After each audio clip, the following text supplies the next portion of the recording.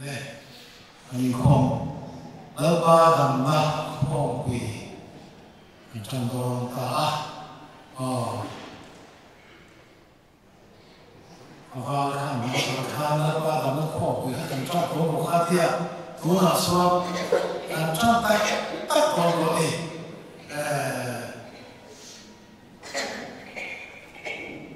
amasain lớp thằng ba không quỳ em tura har sanna sang anh har sanna tồn đấy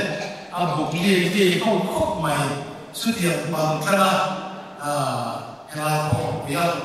họ quỷ băng tura lớp bằng phơi con sông đấy amasain ali suak Krista ingin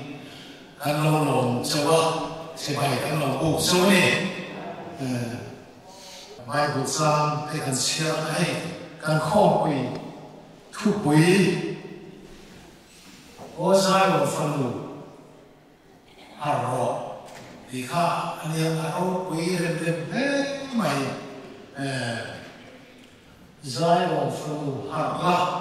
thì chắc này đều rõ thì cái khác phần rõ quỳ các em cần cầu công nghệ đã quá cầu mà để cần cầu công nghệ ASEAN của anh phải về nói thì cái ASEAN ngoài cũng mấy cái gì hay bị thui là có quy định tận này vai của sang hai hiện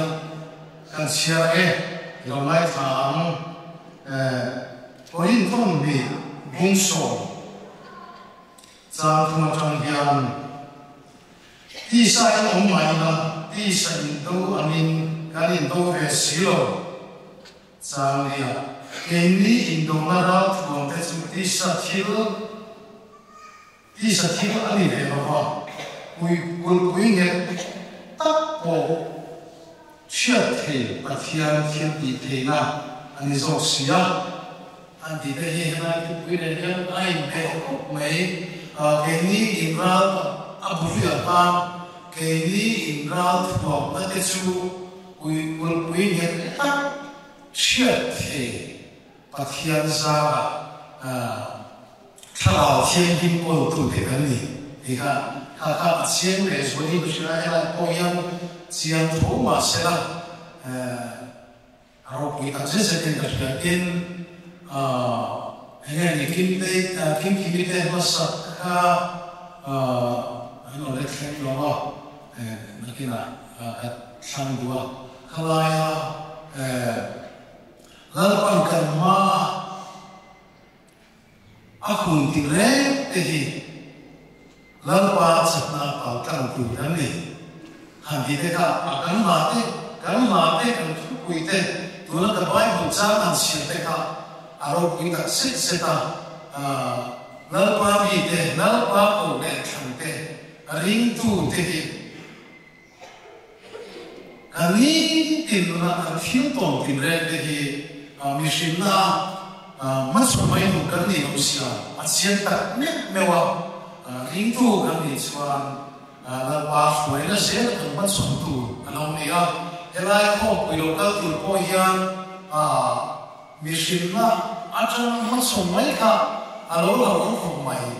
Mishina masuk bukan ni bawah mendo tu teka menda tu ni pasal tu teka kan kuite kan pasate kan fanao te kan sungkha nai na te ko ani the kalau thau ya mission ta ka han ton mai te ko kha thi no the ya ma sharing tu te ya la pa sharing kan ma sung ko ni kan ni thuang na te chu pa thian ne la ta thara thian ding chu mi chi chuan eng kim hi ton tu mắt sống tu cái gì khác cái chuyện này cái ăn bằng ăn dùng tập nít mèo này cái gì là thì bọn anh ấy cái thiên này đi thà thiên đình quân quý nhận để chuyện thì tu anh gì khác là bằng cả lần ăn dùng gì ấy linh tu thế cái gì phải đó là ba lông ta cả mung tu thế hiền in fui hi ol khop maya mihring tak hian lalpa lom tla hi kan ti thei na wa ti kha kan hriat nom ne poimo khop mai lo in ti thiang rim te hi kan tum thina kan lo in samai thina ma se lalpa ngai chang lalpa hruai na chawa thileng kim kan ti hi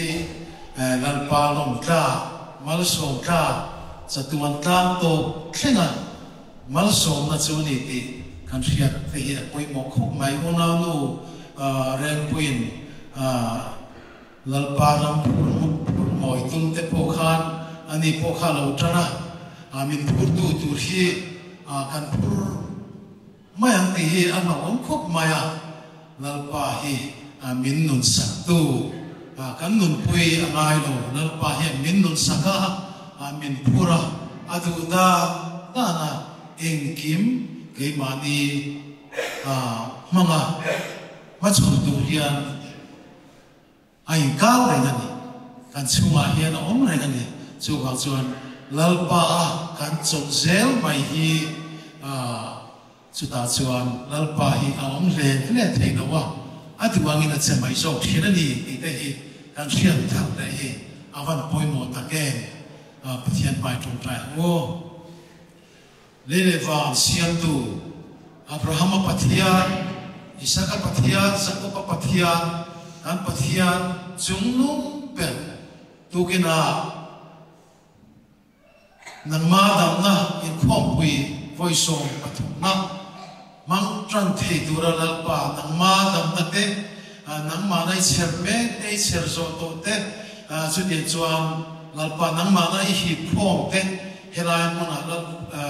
Galilee muna kan local khom ania lalpa I duang taka isway turin ang masayin ni nera kanong nilane una te mun san sanami thingta mun kilkho tak taka trangten harsa tak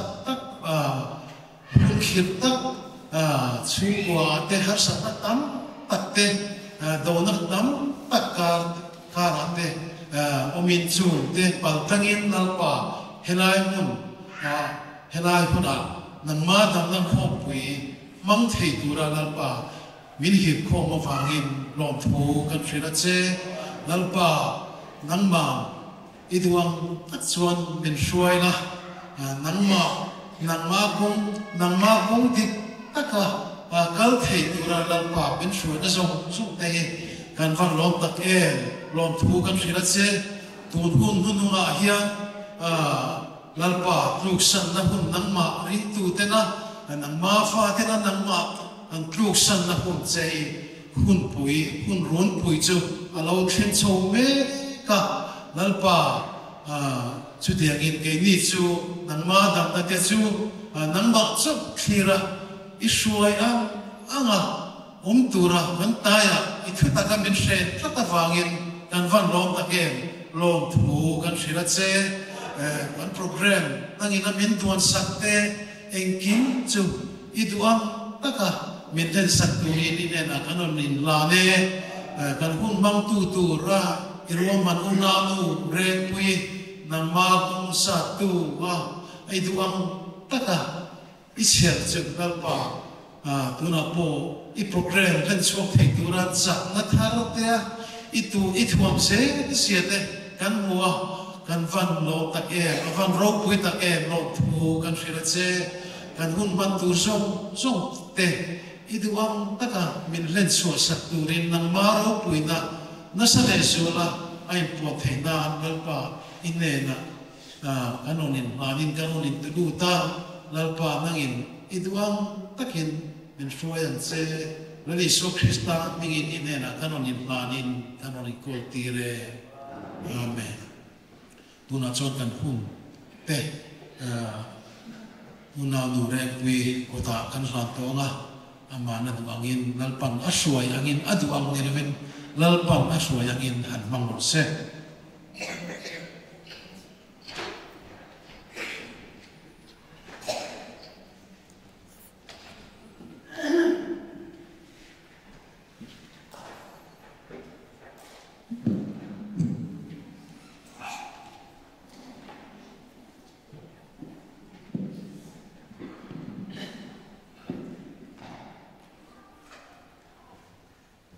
Pathian min khongai na le min mangai na rawi takawangin he hun dung hun tlai to tak mai Pathian le Lucifera anin daw na hun dung per final round a o avorto na hian lalpa kan Pathian chuan ami akole athan te dan thung hun a hian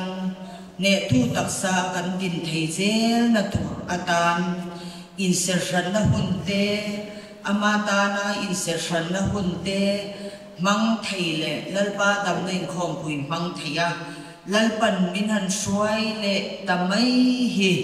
avahan ro pui em lalpa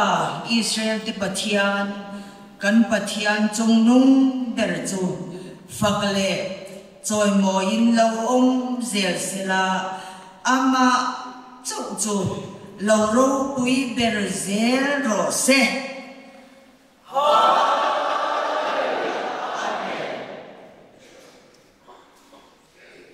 lalpa dam nei khom pui hi voi som pathum kan man la anita a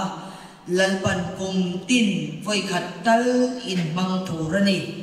man pui tur in nei lo poin in chung kwa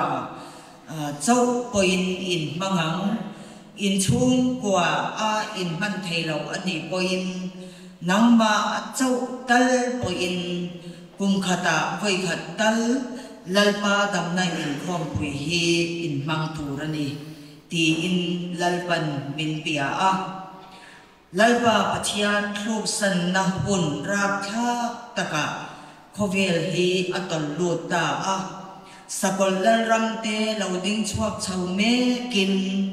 voi tam tak lalpan min sil to e dan bo chepa oral fapa antichrist chu local chau me zelin Pathian thu Bible in zia Pathian thu number za a somkwa pakwa point pakwa mangin eng tirko angin mel mapa setana Pathian do tu chu khovela hian alo kal towa ti chuan ring lo mi kan ti milem Pathian betu da chu thlusa an ni a Pathian nun betu ten na sat takin lalpa Pathian chu kan thlup san ta ani chu huna chuan hun hi atol lut to a chu wangin lalpa Pathian ina min ko na angin lalpa thin lung dam na Pathian lal ram tung ding tu atan chu hun nu nga hian chu tun din na tho na hun chu hun nu nga ani chu huna chuan katir cheu ani chu wang chuan lo na in thok tur ani lo mi song hua pin lalpa ko le zat tan tir in ni ti in lalpan min ko chua ka ti chuan Pathian thluk san hun rap tha tak huna khovel adin to awangin lalpa thin lung chu ami hring siam ama an puya asiam ni hring te chuan kan tinata ema Pathian thin lung hi anna ani ami hring siam tia hian chu wang chuan lalpa thin lung dam na lalpa dam na ti trong kamal toi te hi khovela hian inron chumi chi chu inron tu tur ania lalpa dam na ti hi kami tin ka thin lung antina na sa to em baya alam lama kaming lam si in thin lung lama min lat si in kathi sena ka lei to te hi an om zo ta chu wang chuan ka thin lung dam na kalal na le kathu nei na ram Pathian lal ram tung ding turin ka kau chewani lo nei in thok turani lo ti in lalpan samkwa pasari January ni khata khan Salvation Officer kan ni namun atangin lalpan min ko chuak kha ania chu ti chuan lalpa dam na ti lalpa mit mo atong kam moi em mai ro pui lu tu ril lu tu hi helei lunga chumi chi chu tu rin lalpan min ti a chumi ani awang chuan lalpa dam na in khom pui hi lalpan angai poi mo ema kum khata voi khat tal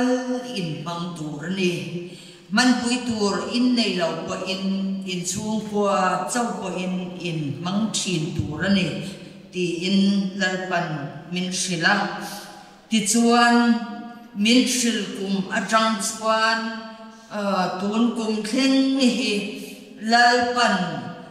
har sat na tam tak te kan ma min ron chop sak chin ma se kum khat ma thul lovin tun thleng hian lalpa dam nei khom pui chu mang thein min lo suai ta ti chuan tun kum hi a voi som pathum na alo ni ta ani min suai tu lalpa Israel te pathian kan pathian chau chu choi moin lo om ro se kan dam na ani to lo lalpa dam na ani tu na hian dam du de lim du de lalpa pathian kan pan na ko nga hian mal som na don du de lok du wang de ro hui du wang de la du wang de kan duang khapa thil reng hi om vek tura du na wanga pathian la pan thin tu te tan lalpa dam nei khom pui hi aman thei lo man tur ani lo wa voina lo kal khom song te po hi dam du wang te lim du wang te mal som na don du ava maya lalpa pan tu kan om ani chuan tu na hian ho mal turin lalpan thu min pe ani ho mal va u chu tiang in om ani chuan keima ni dam na le lim na ani to lo lalpa keima ni a so adama an lim na zo hi pa lu ngoi na fam ki ma kan om na chuan ni ya chu pathian ne na pum khata kan om kan len tun na chuan ni a pathian lal ram kan nuwa na chu ani boka ti chuan pathian lal ram na li suwa krista lu kan him na bo ani boka ni so wang chuan lalpan thupui min khan saka o Zion fanu harro ti ania ti chuan lalpan min siar ti chara chen sari a chen tur ani a thupui hi min lu ui zung sunga ti chuan chu tiang ang chuan lalpan min suai to mai do ne moni kai ko in katia ma se nizam khan lalpan chung zong chu aron kan sel le feka tharin lalpan adang tein min ron suai le ta ni chu wang chuan voinia hian lalpa dam na in khom pui ani kan man hi keima ni dam na le ro pui na tur le ni min fak na tur ani lo lalpa chu keima ni tak satom tak manga mi ten an faka an choi moya lalpa ro pui na keima ni tak satom tak manga alo lan na turin ani lalpa thin lung dam na turin ani he khom pui lalpan min man dir ni ti lalpan kan faya turin min tu ani tu kina yan o Zion fanu harro ti Pathianin min pe khian aro pui kati ema tu kina chuan ni zana tang kha ni he thu pui hi lalpa ma a hian kazakani kazaka ara ha kati ane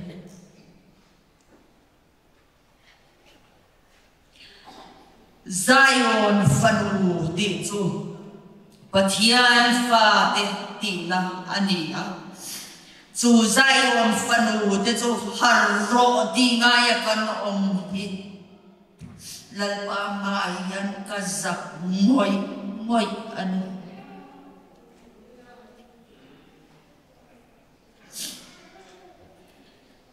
lalpa dam na ko kal lalpa ko le khan Nam tindam na galili muna kaltura lalpan asan swate unaw te indi araw hui indi no mase ko indi hian zauram Zion fanu aw chua tur hian lalpa ko le khan te hi pathian ma hian kan thiam nim lo kan clear lo kan infit lo ani ti lalpan nizana min sila chowangin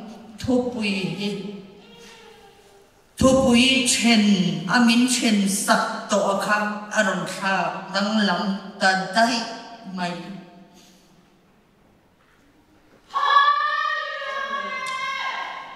unaw tu voinia hian lalpa dam na pathian lal ram tung ding tura lalpa dam na in khom pui a local di takle local lo te hi lalpan asya ani lalpa chin lung dam na pathian lal ram tung ding tu atana lalpa dam na in khom pui mang tura lalpan aron suai khom song te aron suai khom apiang te hi thole Krista kan Mesia bigin lalpan alolom cewa cibai alauku cewu ani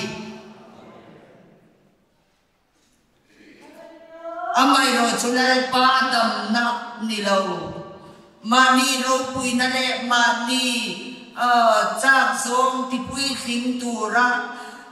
mani lim na tur rengot beiseya helai buna na pa dam na nilaw mani drama haya lalpa nol taya mani tana mani dam na le lim na tura lo kalapiang mai chau lo kalapiang chu Voinia hian ring takin lalpan a welcome lau zewani lalpa thu ani lalpa dam na in khom puya in lom na turatan chuan aduom lo le mai ma se chu pathian ne na pung khatakan om na tur so ani si lalpa kan pathian hian ako le asan tehi har turin min tua ti chuan min mangai em bok ani ti hi voinia hian lalpa dam nei khom pui voi som pathum na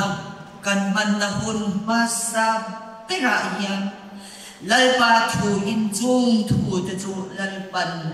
min puan swatir ani Pathian le kathu ilaw chian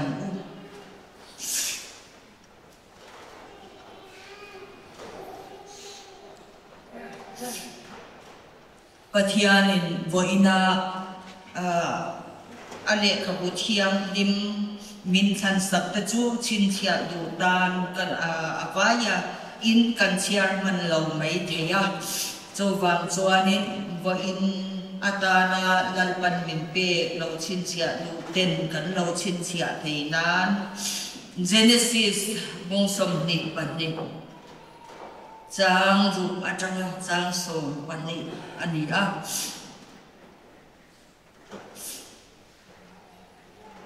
Genesis bung som ni pani chang ru atanga chang som pani chan chin tha Lucas bung kwa chang som ni pathum atanga chang som ni paru Luka bung kwa chang som ni pathum atanga chang som ni paru Thupuan bung ni chang khata changa chang sari Thupuan bung ni chang khata changa chang sari Thupuan bung thum chang som pani atanga som ni pani chan chin tha mathai zia bung som pakwa chang som ni pakwa le chang som thum chan chin tha mathai zia bok chang som bung som chang som ni pani thu te hi an ni lalpan minon tlan sak nim em maya chial chwa vip chu aduom khop maya ma se dan chial chwa vip man lo mai thi ni chu ba ka lalpa dam na in khong pui voi som pathum na thu pui atana min khan sam o Zion fanu harro ti Bible cham lalpan min khan sam mun ni ami chau kha kahan soi le ange Isaiah bung som nga patni chang khat le chang ni Isaiah bung som ru chang khat le chang ni Adam dang po a na in khami te kha kan lo chia chuan lalpan sia thiam na min te zel do na ni Pathian le kathu ilo chia rang bu Genesis bung som ni pani chang ru atanga chang som ni pani thu kha ilo chia rang bu Abrahama rinna fia ani ti ani a athu puya chuan Abrahaman afapa Isaka aran chung chang thu ani ilo chia rang u ti chuan Abraham chuan haral thil lan thing chu ala a afapa Isaka apur tira ani chuan meile chemte akenga an panhi chuan an kaltung ta Isaka chuan apa Abraham hena kapa atia ani chuan kafapa hetahi ka ome atia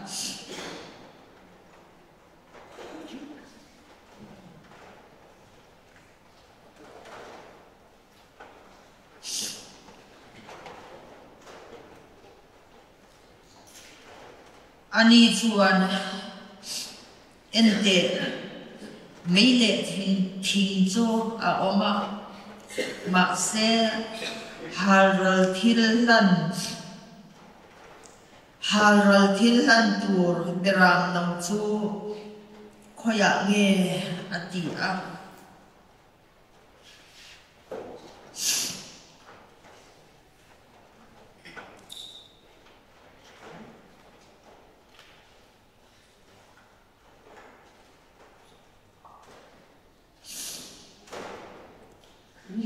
Abraham chuan kafapa Pathian chuan harlatana lan tur perang no chu aron pe mai tona lo ati a an pani chuan an kal tun ze la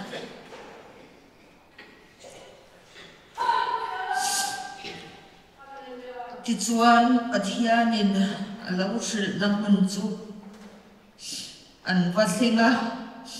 chuta chuan Abraham chuan mai cham asiama thing chu a chep khoma afapa isaka chu aphuara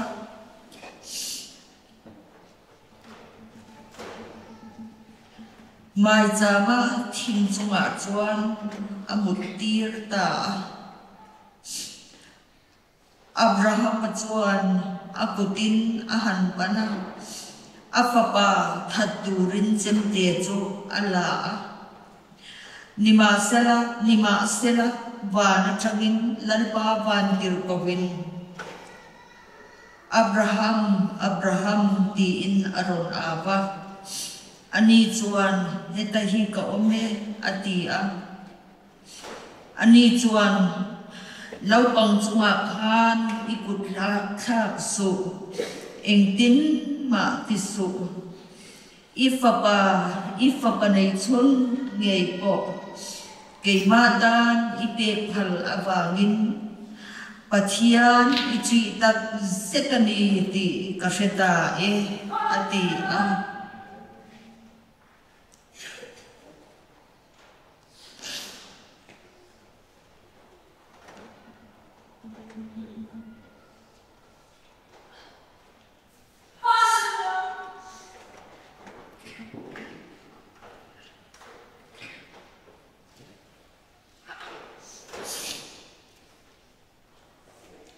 Chân Chin Tra Lucazia Bung Qua Trang Sông Nị Athuma Trana Nị Luka Lang Thian Le Ang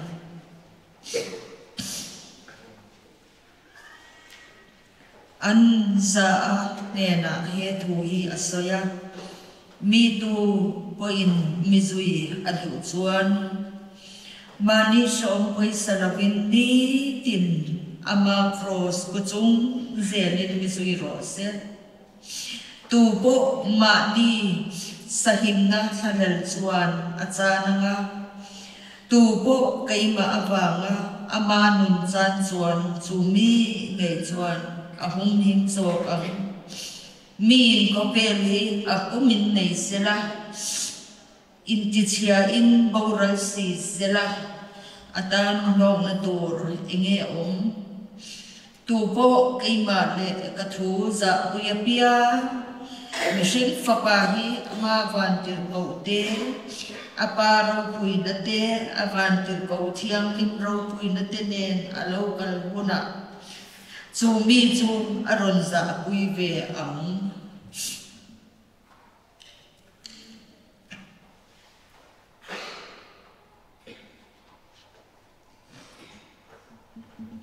lalpan athu kan zavayatan athar takin thiam namin pe in mal min som sak vek rose lalpa dam nain khom pui koi som pathum na thu pui min than sak chu o Zion fanu har ro ti ani kan shecheu ani lalpan thu pui min than saka Bible cha min than sakha chiale lokang Isaiah bung somnga patni chang khan le chang ni thu chau kha ilam chiarang o Zion harla ichak na in belro o Jerusalem ko pui thiang ning ikormoi tapte khan in zeiro sertan lole mibol rote an laulu to don silava o Jerusalem thola ibai vokai kha thingkha la thuchwa ro o Zion fanu saltan ingonga thun nakha helro Isaiah bung som ru sang khat le chang ni thu chau kha chian le lokam thola em ro i em alo henta khi lalpa ro puina po i chunga alo chuak ta ngai te thimin lei atuang dona thim cha atakin mi te akhu don ani ma se lalpa chu ichunga alo chua anga aro pui na chu nang ma chunga an lamu ang atibo ani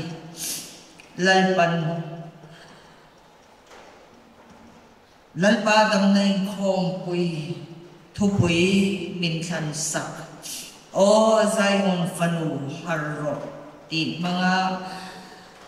thu pui min than sak Bible chang min pe tam tak zinga patni ita chu kha kha ani a lalpan kan saba yatan atharin mal min som sak theu ro se amen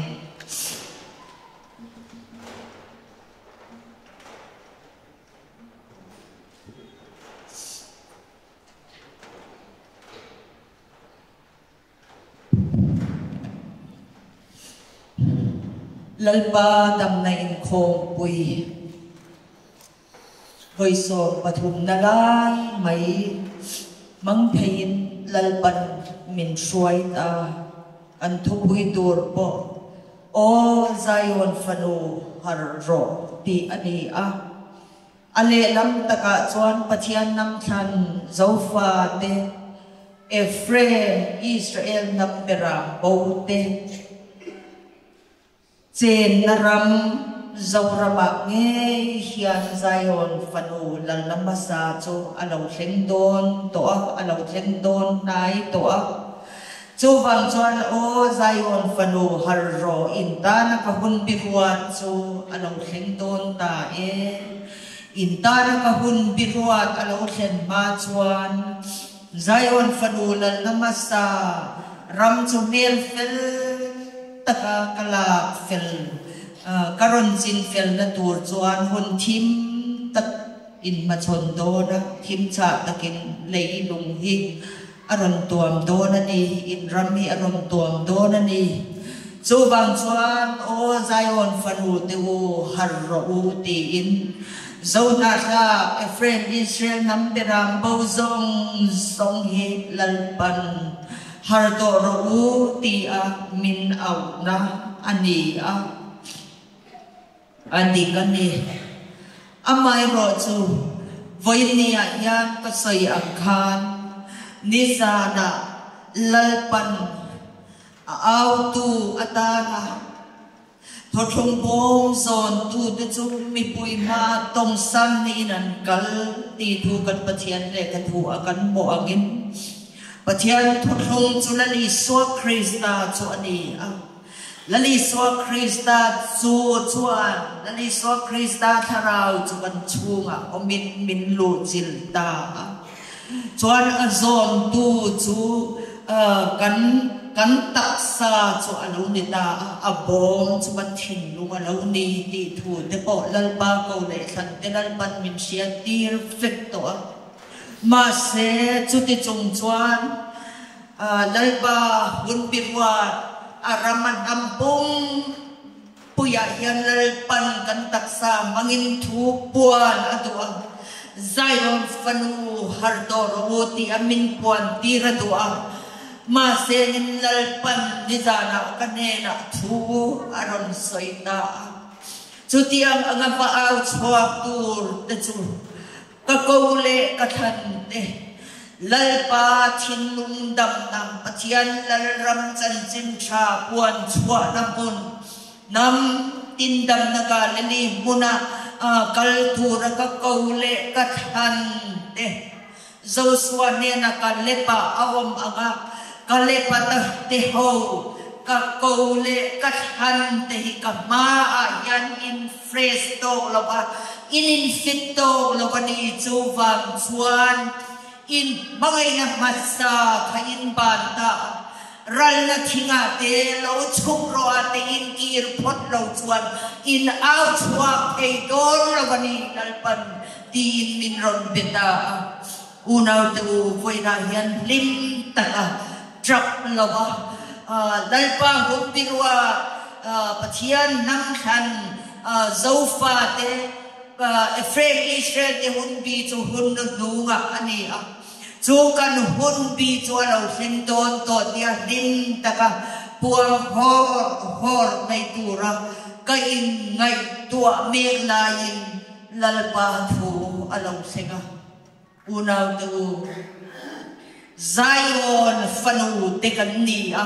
Zion fanu chu lalpa ko le khan a than pi pathian pi te chu ban ni a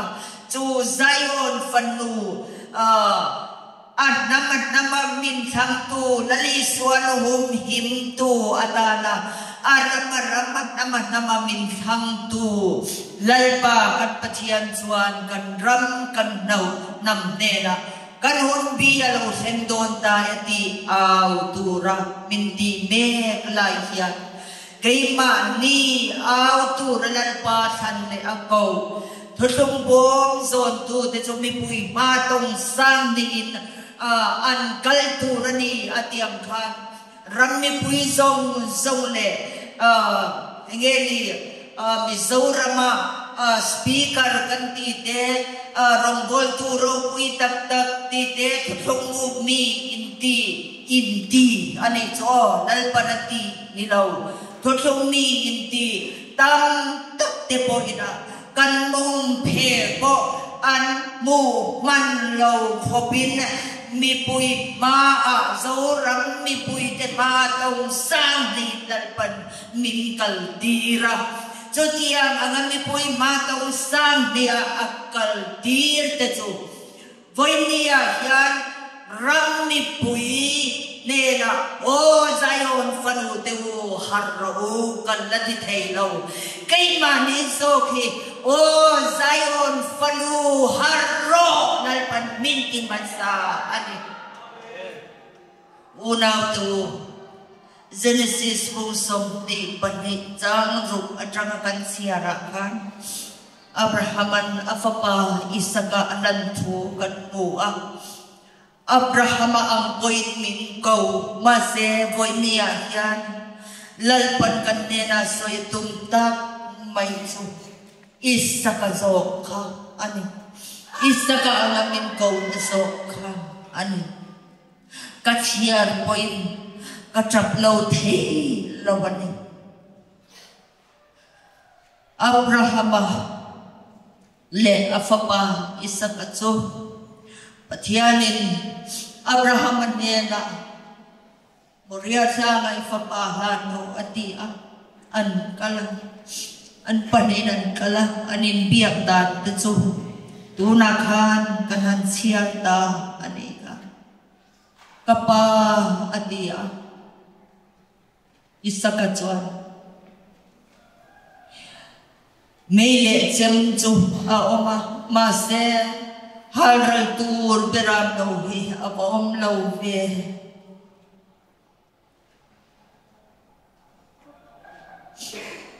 ni Isaka ang amin ko na ayan kantil na ito rakin anay tu kay manisok lalpan mintihlong at umani buhay niya yan nalpadang na ikong puy voice-ong patun na tupuy o Zion harro di tupuy lalpan mintlan sa kaiyan masabel raswan aaw tutura lalpa kaulit lang mi puy matong sang ni akal kaltura lalpan asroy me ngusit endong na to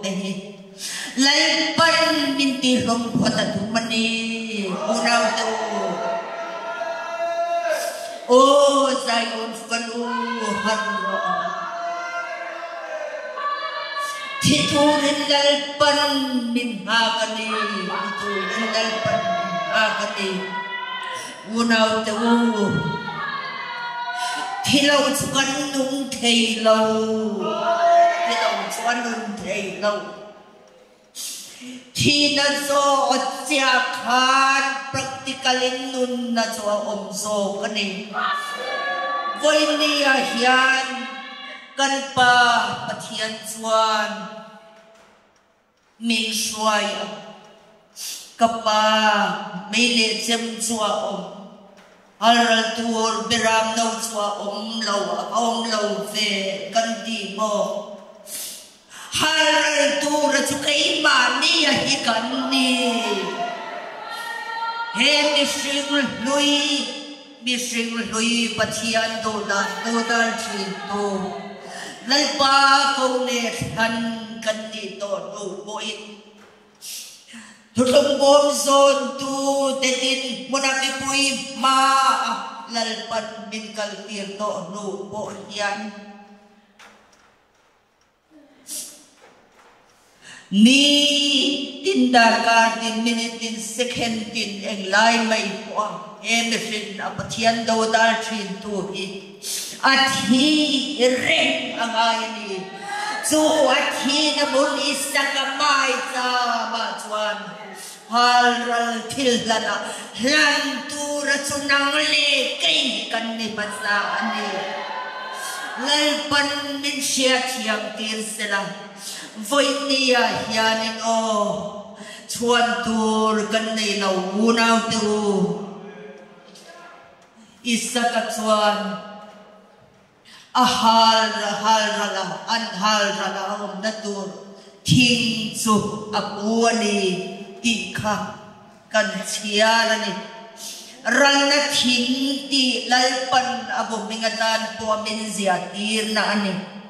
hey har na nung per ani tina har na mising na tina har na nung per ani adang pakat ma umlaw trong siya na mo ani lo le lam mu pe mo to soi thiam emo siya ta me mo hi har na nung ber ani lo har na nung ber so he kan de sin apathian do dal trin tu thi nai har na nung ber so ani zu e zo setanan ahwa per so ani unau de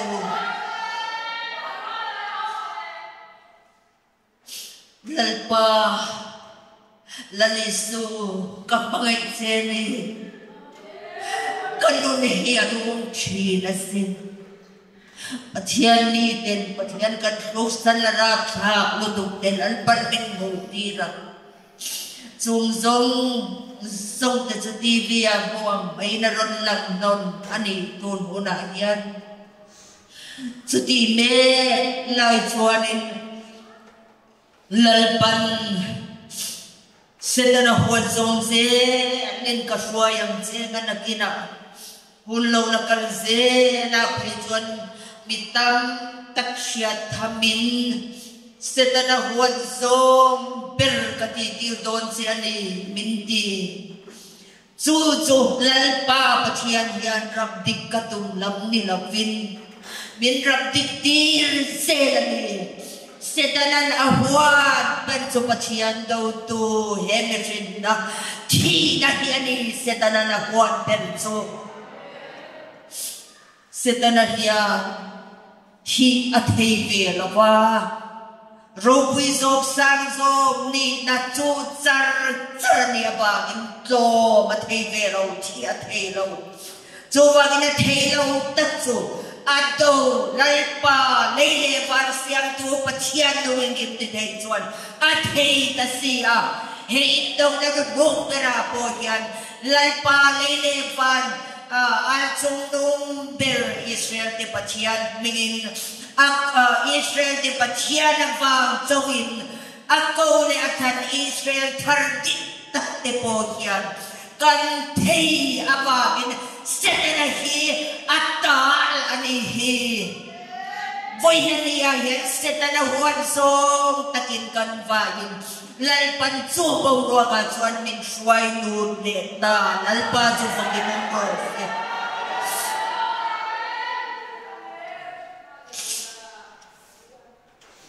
oh Zion fanu harro di Topui lalpan pinon bekian kan har na tutu tina har na nu bera khan har to ro le tutlum bom zon tu mi pui ma tong sang nia ka ko le ka thanin dia sin lan pan minti ane unaw tu isa ka kalal pan min ko na kan thil nei ni do la ba Abraham ang amin ko katuan kan isa ka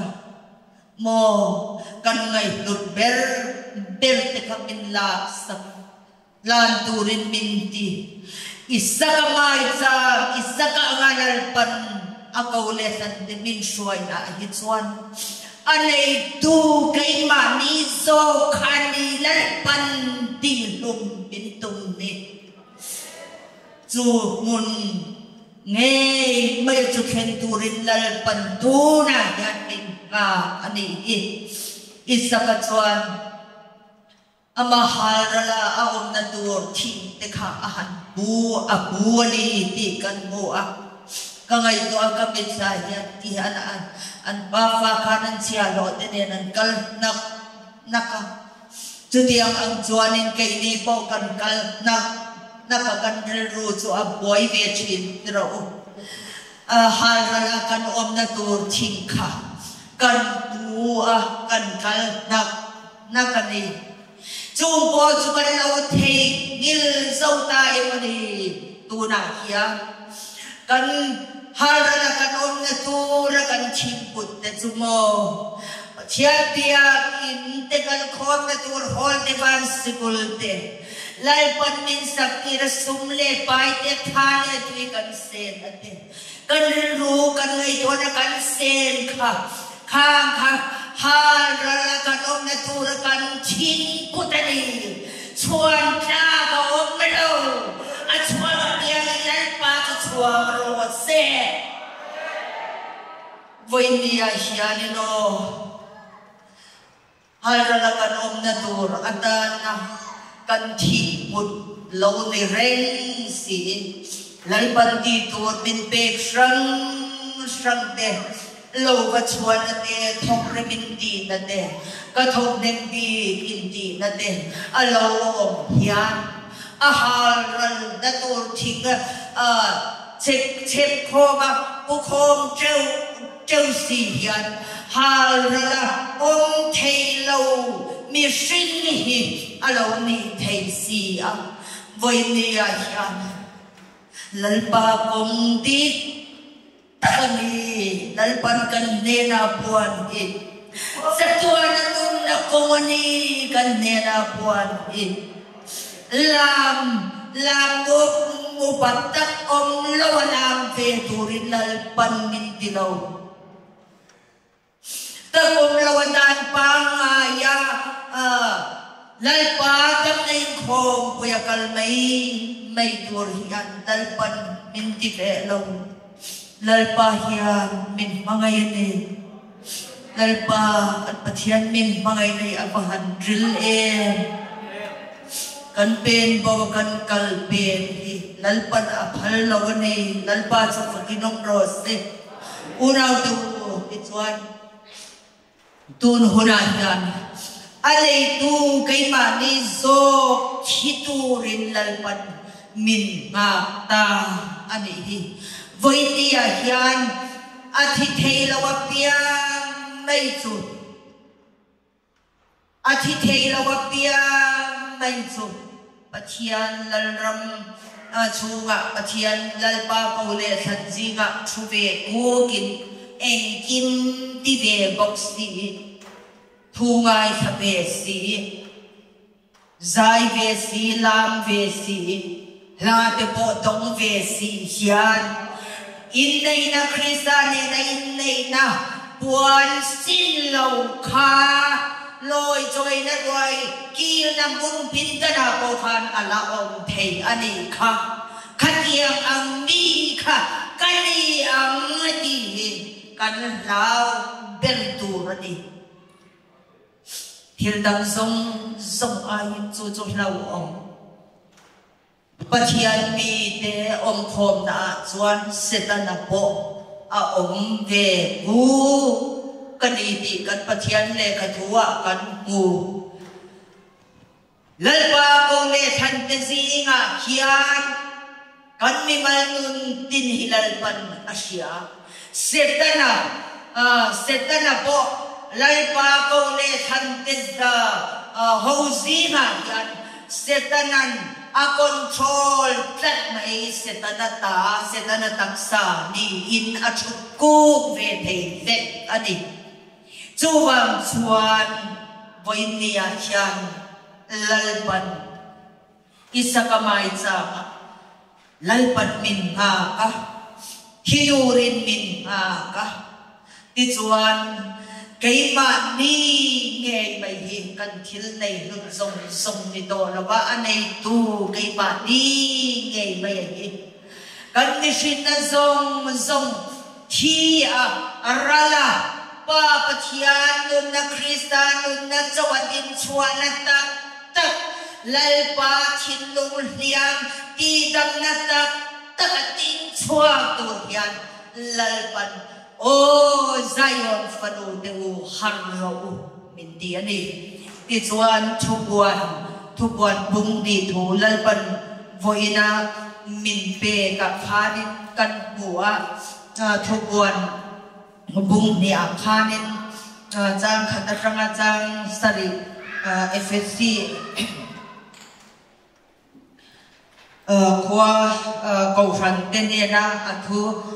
soi kha ani a mangai na nei lo cầu sản ati tok mai ni sual changa a cầu sản ti to si ma se FSC cầu sản en kol tu ne na chuan he ti hian siak ro akut ding lama RC pasari kenga rang kachak khon wa da na pasari jinga ve khan he tu hi asoye ithil ti te kasia ithorim zia te ichel zia te misual ingai thelo zia te po kasia ani tirko ni si lawa tirko indi te chu ifin fia boka middle thei mai an ni te ilaw man chuak to si a do thei takin ibay sama kay maming abangin ithok rima hapo inti palawa unaw tu ngundawin na tuhi ngay ka kanni na ve kani lalpata niyan hapo inti palawa kan thok ribani iro Mase enge aron soy mase dem na che kanayani mga ilang masaber ibang santa yani ati lalpan min ko chua tran tirlaya lalpa charapin ako asan kandila min siya tirlay kuna Trapzoy saya lalpa ang mga itse lalpa kapalom lalpa ingay damdro tinelin polrok maya mituy daktuy nena kana lay hunaka tuna suanin kanral na turin lalpan ching tam minlaw putin nem tosi chu chuan nariru te po kan lo nei to chu tia ang chuan in ti ve na thin lung te kan lo nei to katel lo chuan Lucifer riru atangin katel lo chuan in ma athei lo ti ai in chuan na te kan lo nei ta kan mai na masa lalpan kan nena thua soy na masa hulay perhuna nun som taka thia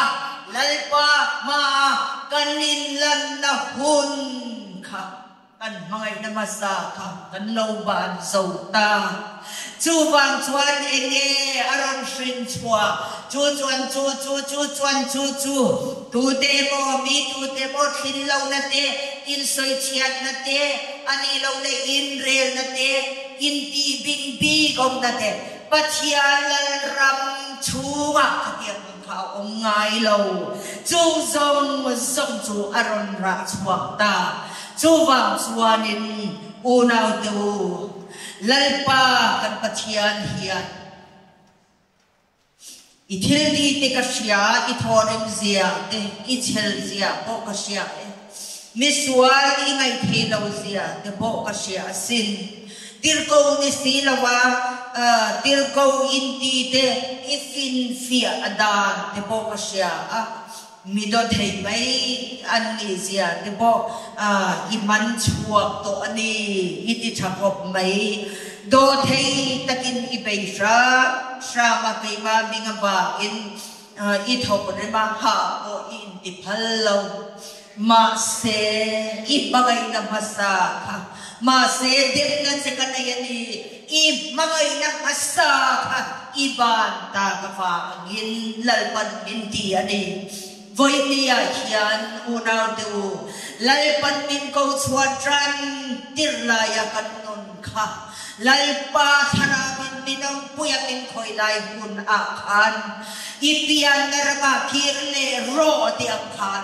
kan pian na chu Krista cross wania cross sa chuan Krista cross sa chuan thi keima nge kha ka thil nei ni do la win thil nei lan na ni do la win keima nei tu nge kha Krista cross sa khan Titurin lalpan minhakta Cucu in laupan santani Cu bangin dem na jaw kanayani lalpan binti ani Voy na hunayan lalpa in daw na Lucifer le patyan anin daw na nudong third final round po aporto pa hunihi atulot ta lalpan akut le akke atan ayon sifara dawan neto taksa ding suwatu na sin min amin kau ni cumi lalpa ayo sifara dawan neto atan suwan voy niya yan lalpan in mga masa in banta ka naile ro in pianarang cross at one in mission na zong kati in kirle ro chuti chuan kaayo in lay lunga yan kalal na le tunay naram suhum halin Lucifer kaima mindaw tu in ron ne hey donani o Zion fanu dewo harro lalpan minti ani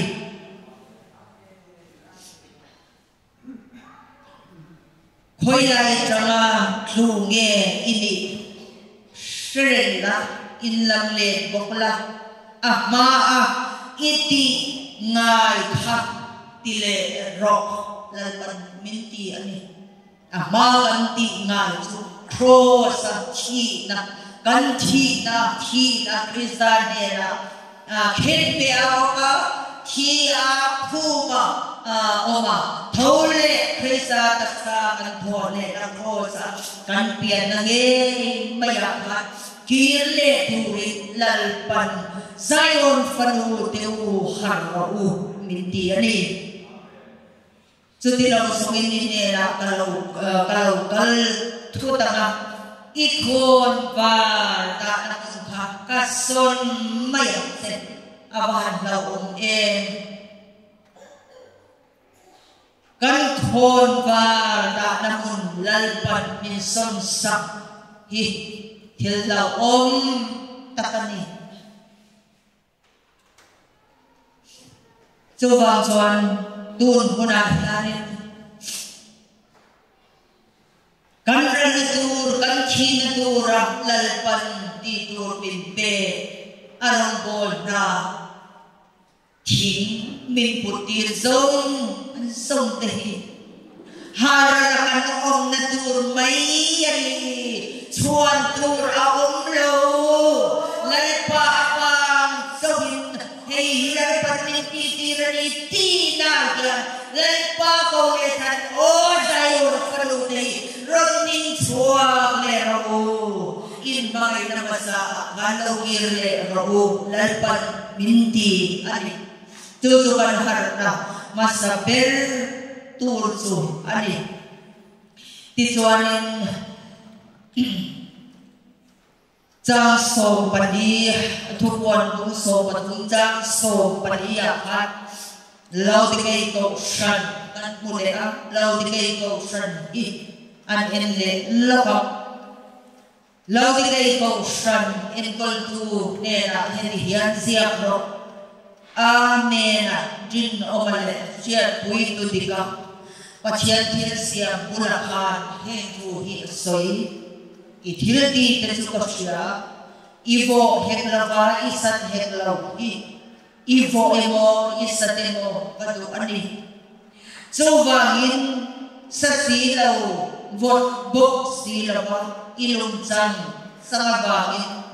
kakata kacha suwa kakse kakausa sung kama en ma kacham lawe itibela mase mirete obacha pachia midel sarwa mai inipi in sesilaw Sugangin ilaw hausap na kanena mirang gasak maya ro siyang din leituring karo at se arang gasak maya ro siyang din isarwa zabui ong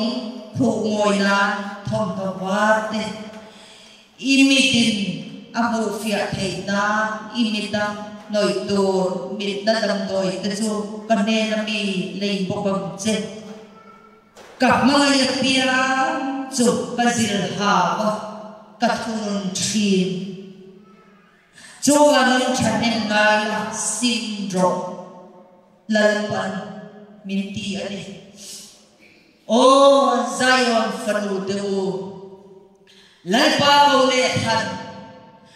Mipuig ma to sa niya kaltura katutrong laniswa Krista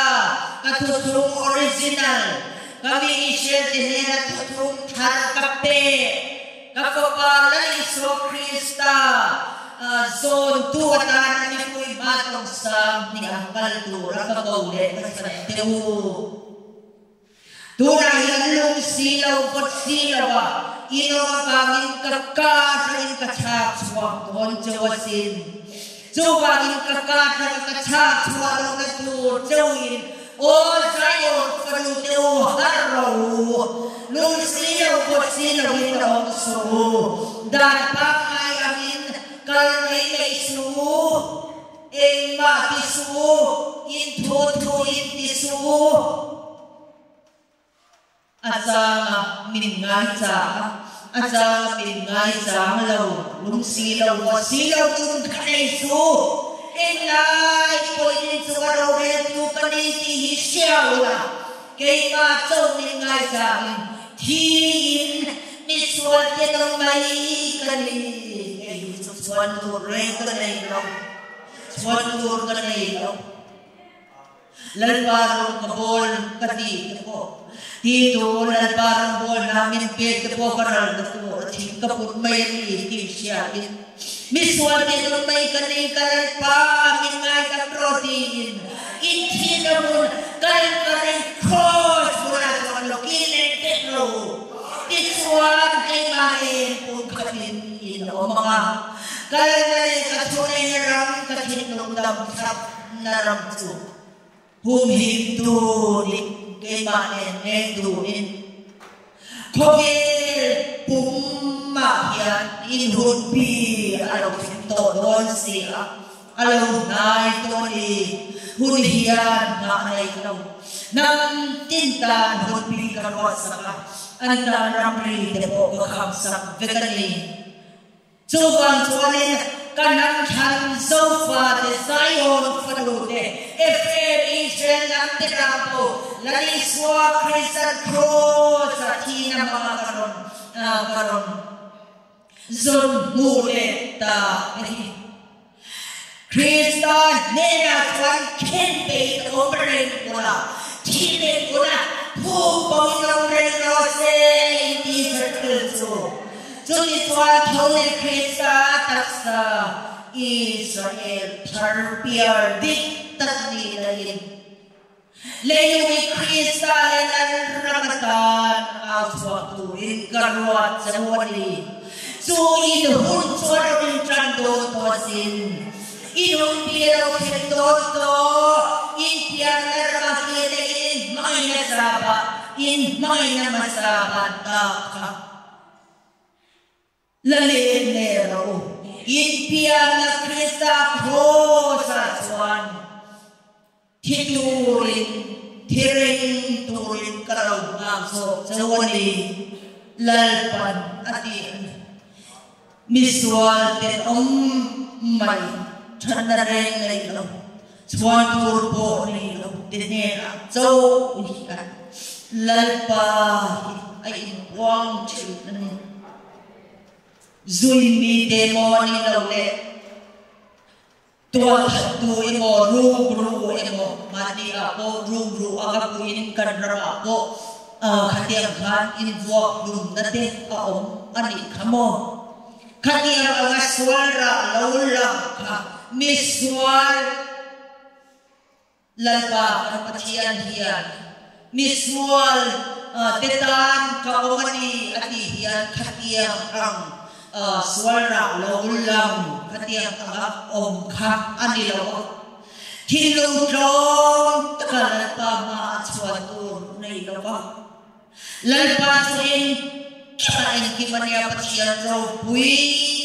takle zaong ta patian sunglung bersuani isya lalpa itu suatu ganai law nangin rombola titur minpe tepohi karal natura ching kabun may yan kay suing ma kanila lalpa tiya visual kani lalpa bingayang mo tiya lalpa nena tulutute nena siya lalpa so umafan chulun hong chinani hallelujah suing muna suan oh Zion fanudu dokir le robu lalpan minti ani voyni akyan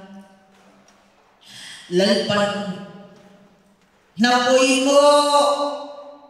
minti si Zoram patian syati ram patian nam san ifren hote kanhong bielo sinto don sumi au tuan lalpan mintir kasi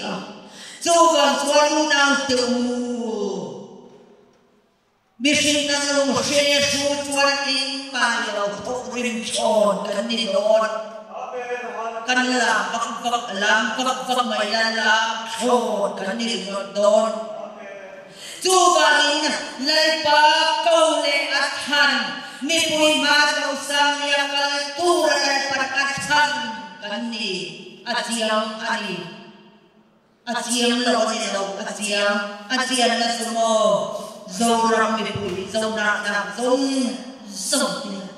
kanong mong pewan human law sumiyaw siya so lalpan mit suwaya sule la alay ram chan shatutak pinpuan tiri amay na siya kan mong pe o an dapat alaw ani chu maselay papatian chuan thong bo zo tu te chu mi pui ma ko sam ni an kaltur ai chu te chi nga chuan dal pan min khang si ni unaw tu ene chuan ichapawen ni chuan ni ani chuan Lucifer itiblinto na sin lalpa tinung itinado na sin mao patian tellawa mit voi khat khappo khathelo voi khat ma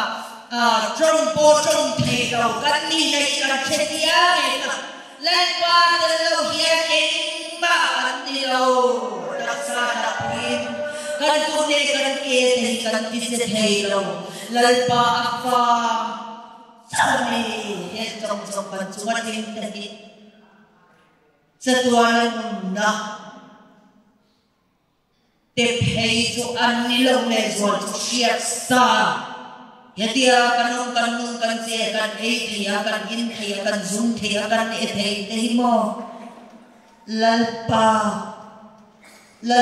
ava lalpa va nung che kan ni ti hi kan she tia ngem ilo shelo ni chuan nang ma han thiên địa thấy cho bao nhiêu xia anh chuan harro ini thấy lâu xem mani harro lalpan mindian với nia hian isaka angalal pat min suai na isaka mai changa chuan ke ma ni nge chu halal thil lan na kan thi put chuma chuan lalpa ava arong bol na itu frang min lo te chunga chuan voi nia hian nam tin dam na galani burai pa dam nei thon pui voi so patuna maktura lo kal zong a opa per trangana pau per hian ate per trangani an per hian lai pan kan zain lai pa pathian chuan haral thil lanna mai chama chuan kan mi mal din hi thidurin in mut ta zo ani chu thi kan mun atang che chon thole krista chitam takla na alo khin hallelujah lal par sia thiam na min pe krose lal pa thian chuan lâu churo min di ani lâu churo chuan nga to tu i lâu cha ko le to e i thu i lâu tu le to lu tu ke chu wang chuan lâu churo ati ni i o ka chang sa to lu tu mi aya shetam tharuna nibi te ni lo shai ti lo chapo to lu tu chuwa chuan lo churo zakai lo churo ina ten ton dal tan ti ani thai pui chuwa ani kha zakai ho alon ni thai pui chu Israel soila ani ti chuan la iswa apakala zabaya tha thei pu nga lo lon ni ti kan o a lali iswa chuan zakai lo churo ina thingtor an ti pok mai ka chu ka hun lai khan ngai to ma tu azza tha tu khan ka sia chu ti ang chuan voin ni a hian unang tu thì na lo chuan pathian ram ma lo thei lo lali swa krista ne na chuan khen be in ka oma thi in ka kalum ta thu min ka oma chuta chia chuan thole krista taksa chawin ka lo thole ta ani ti muna lalpan kir turin mindu ani una pa oma local sirap min ngai tam ro lalpa ti kha tu ma meng login mai chi in hela in lalpa ne na kan kir le na lalpa ne na ka kir le na ka noi na basa ka ba santa kalak le na lalpan min man sakani kay iswate mo hilal pa ani ngai ta se kadundan le thu kadundan tihen om kalau tumle peka lalpa karal na tu rachin min tu tier ti tu from te kalau suama min ngai dam ro lalpa ti tu piang mai tu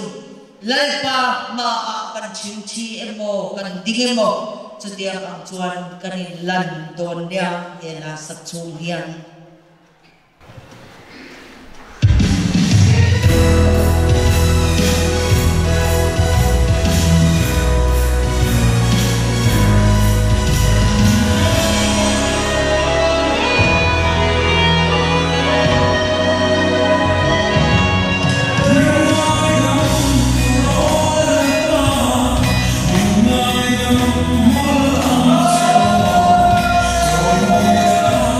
you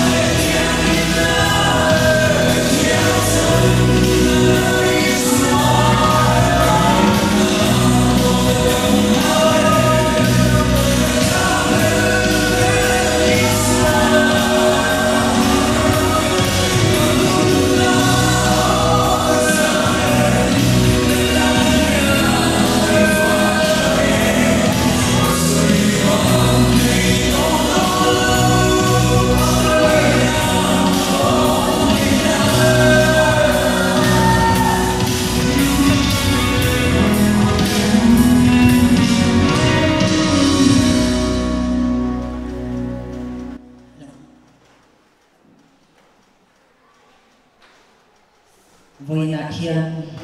unaw te o tun huna yan lalpa Israel te pathian kan pathian lele ban lal per pathian rohui le pathian chungnung per lal te lat hodu pathian te pathian chuan setana wazong takin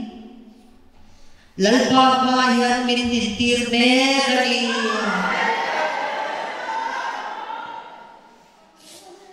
lalpa sukin mo si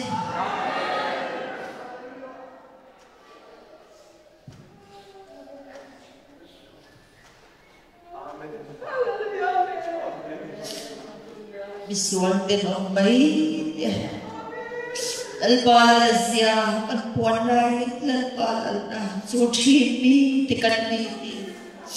lalpa sarap suan ako ne at hante Norsiya siya tita lalpa sa Panginoong lalpa chua payura cross hinapunak ng choice ito lalpa Israel te pathian sa Panginoong laliswan tu puin mesuye tuan manis om puin sanabirin ni tin across puin ama cross puin mesuye kose ati angin voini atranin lalpa ma atharin akuta in koltirin la thar kansyom na chelo puin sanap lalpa tutan ang zela ni kaima ni cross kan cross kaima ni akan mission na pathian daw darshin tu daw kal tu kami hatir rom zel tizel lalpa zel turhian lalpa muta at harin koy niya ina harapo lalpa niya harin kolbir harane ako miningay namro lalpa miningay namro tilakang anangay hanay ama at manialanda zen lalpa niya soya zen zay riyan niya mo ariyalo chontrayan niya mo lalpa niya lalpa tinong kanalaw tinas to razong sumaswal tuka at soya voini atanian tia lalpa nama ni niya suituro miniti ang minkan ang lalpa itan ko inena kalau kale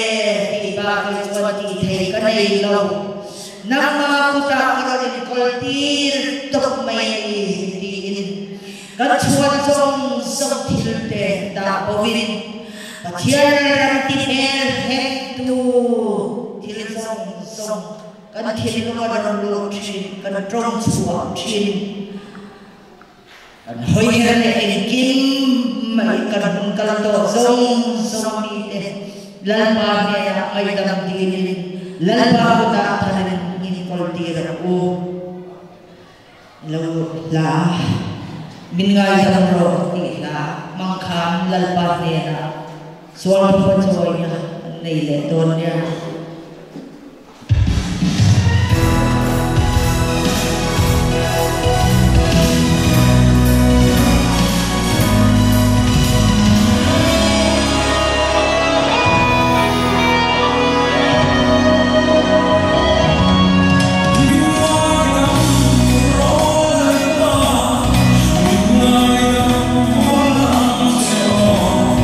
Oi, oi,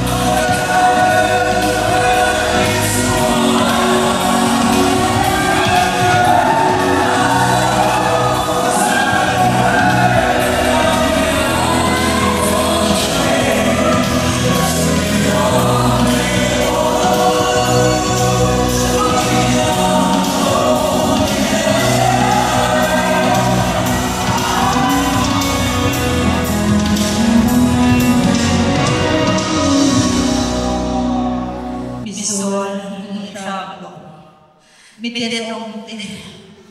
alam pa har atur siap sakleta ko amiro bukan madrasa iswali te omai kali kalpa ikay protein lalpa ima kanalo kune lalpa kantiyan na cross kanamishin na china cross kuntu namang nirasway inilita Lothu kanashinate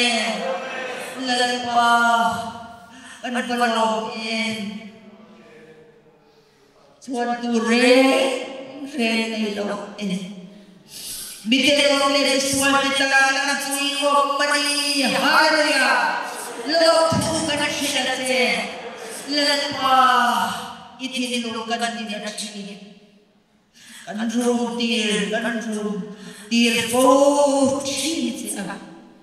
corn kan siram cheese any lalapa ikaw na ikan saya binigay ka naman se lalapa yung itam na minsan tinapang lalapa kasyate hallelujah hallelujah Hallelujah. Hallelujah. Lalapa. Niswal na mitirong tepatian. Mitinglaw. Ngoy niya. Irsya na. Itaraw siya minangyayagir. Tepatian ili. So, Karena bahan ini waktu lagi lalapa, pacian lo pilih sama kan siari, lo bukan siari, lalapa udah transpuan, nama ini kau ini kan angin, ini lo kita dapat lo tu ini lalapa, ikut lah kan orang koltira. Kita kanong mereka kanong mereka lalapa horas siap tuturin sedikit daging kan saya ini suai dela lalapa ini naruh kita lalapa ang sopa dengan nama itu yan kan saya tarik mana soga kan harap kan dulu kan taksa itinulungan naman ni Maalo na naturin naman minisway sila na kasi iropoy na naturin Holy Krista iropoy na naturin lalapa ikikuta at halika na rin kultin sige Amen.